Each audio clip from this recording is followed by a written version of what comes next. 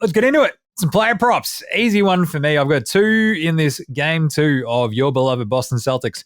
Yes, I just want to stay clear of this one after game 1. After yesterday's just absolute schmozzle, I can see why. So, bounce back. Well, it's not really a bit of a bounce back spot, I think, tomorrow for Al Horford, but I think they get a little bit more out of him. Yep. And I did mention Al's points, rebounds, assists yesterday. I believe the over-under was 20.5. He came in at 20. Can you believe that? Oh, really? I think he goes over it this time, though. I think a couple more rebounds here and there, because the weirdest thing about that game yesterday in Sixers Celtics, there was, I think, 38 rebounds for the Celtics and only 28 for the Sixers. Wow. That's incredible. That is such a low number. And they still won, yeah. For a game that went 119, 115, it's like, oh, well, I guess if you don't miss that many shots, true, there's not going to be that many rebounds. There's a lot more misses than that, though. That's weird, yeah.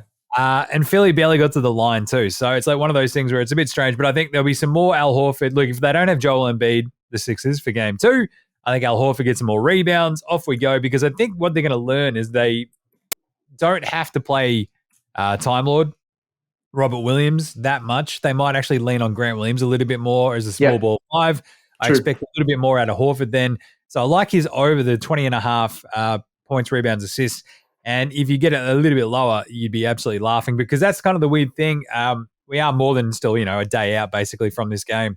So some of the player performance bets, it's only the very sort of forward marks. So you can't actually sort of delve right into like the points, rebounds, over-unders beyond sort of basically just those normal ones. Like usually you've got like 87 different markets. At the moment, it's just the sort of simple, will it be 20 plus? Will it be 25 plus? Will it be 30 plus?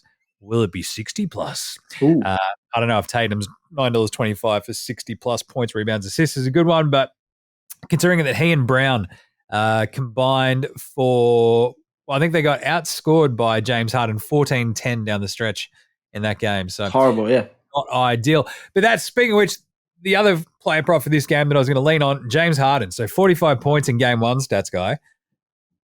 I don't think you can do that again. The strippers are too good in Boston. He'll have a good night last night. Wings are too good.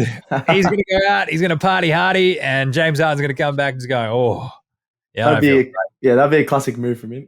He's smelling like stripper glitter, lemon pepper chicken wings. It's going to be all over. Pack her up, boys.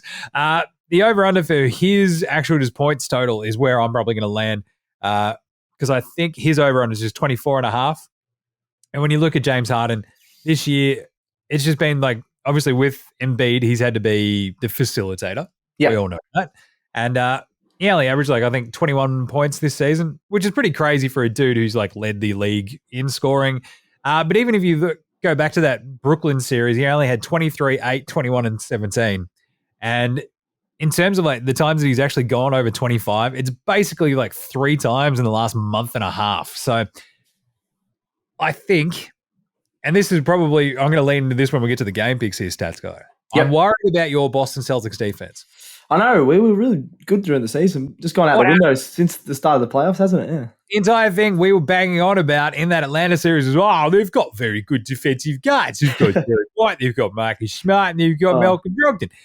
And then Trae Young just went, I don't really care.